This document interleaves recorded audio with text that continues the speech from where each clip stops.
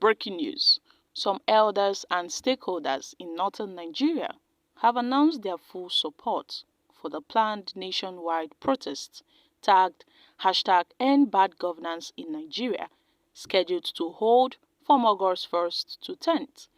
The elders and the stakeholders who made their position known in a statement signed by Professor Usman Yusuf Hajiya Mohammed, Malam Seliu Lukman, and Dr. Omar Ado also made 7 demands to President Bola Tinubu-led Nigerian government.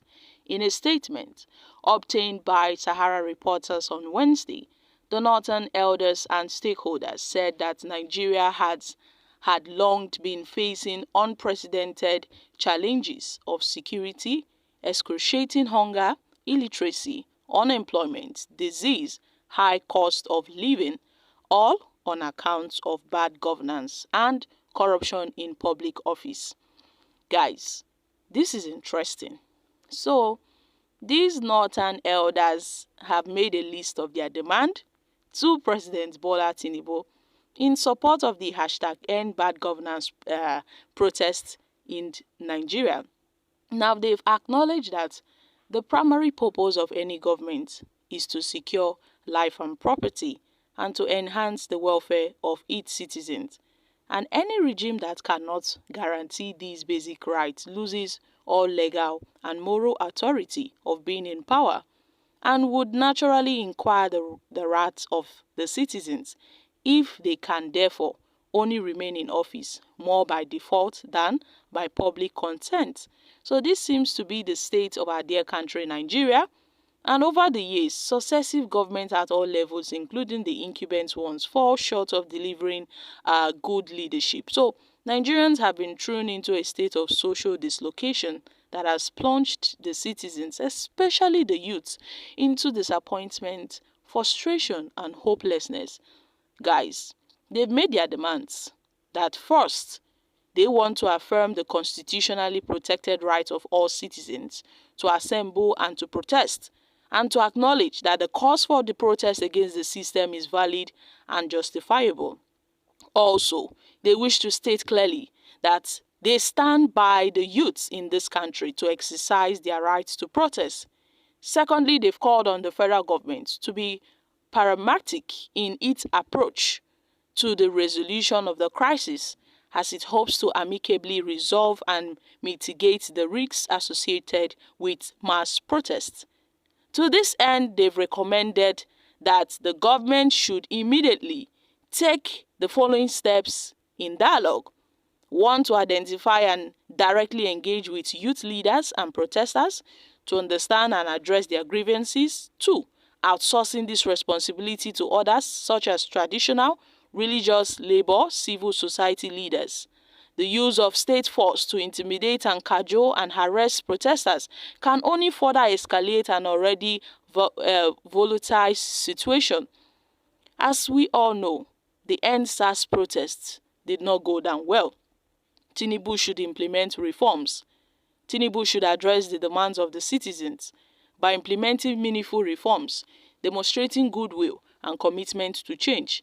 Tinubu should support youth empowerment and invest in youth development programs, education, innovation, and entrepreneurship initiatives. Tinubu should enhance economic development and implement policies that would enhance general economic development in this country. Tinubu should improve governance, enhance transparency, accountability, and inclusivity in governance against personalized leadership, tackling corruption, and ensuring equal opportunities for all citizens. Tinubu should ensure that there is security forces that respect the right of the protesters by allowing them to access for peaceful assembly without interference, without intimidation or harassment, and to protect them against any harm. Tinubu should lead by example. The government and its leadership should lead by example, demonstrating sacrifice, integrity, accountability, and transparency so as to inspire trust and confidence. Tinubu, having been in the trenches himself, led several protests from the Nadiko days to 2014. President Tinubu knows more than others the value of protest And to protesting youth, they've assured that the northern elders have given them their full support because they believe that this is the legitimate and necessary steps towards reclaiming the future and to ensuring a better Nigerians for us all. Guys, this is really commendable. I must say, the northern elders giving their support to the youth is quite it's surprising, but it's also commendable that they are also in support of this.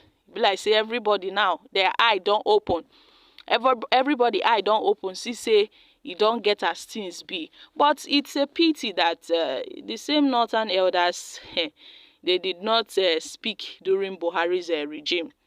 They did not speak during Buhari's regime during the NSAS protests. They did not support the youth during Buhari's regime. Even Buhari's failure, nobody spoke about it. But it is the turn of Tinubu. They are now supporting. Well, ethnic sentiment aside, it's good that they finally, they are finally doing something right for themselves. But the thing is, during Buhari's administration, they did not say such a thing. They did not criticize Buhari's administration. But it's all good. I mean, we have moved from the past. We are working towards the present. So, guys, aside the northern elders' demands, Nigerians have also made their demands. Nigerians are demanding that President Tinubu should revert the petrol pump price to 100 naira per litre. Tinubu should combat insecurity and hunger and close all IDP camps and resettle the campus. Tinubu should ensure total electoral reform and an independent probe into electoral budget of 355 billion. Tinubu should immediately release all the NSAS protesters still in detention. Tinubu should implement the living minimum wage of at least 300k.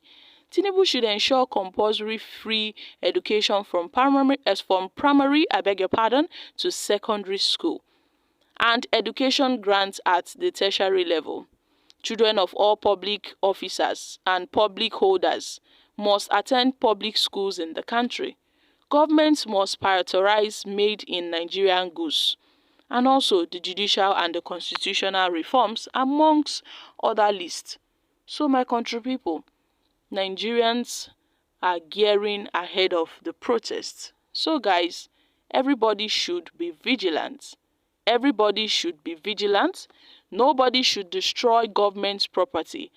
And most importantly, people should keep it peaceful and stay safe. I'm dropping here, guys. Kindly share your thoughts on this in the comments.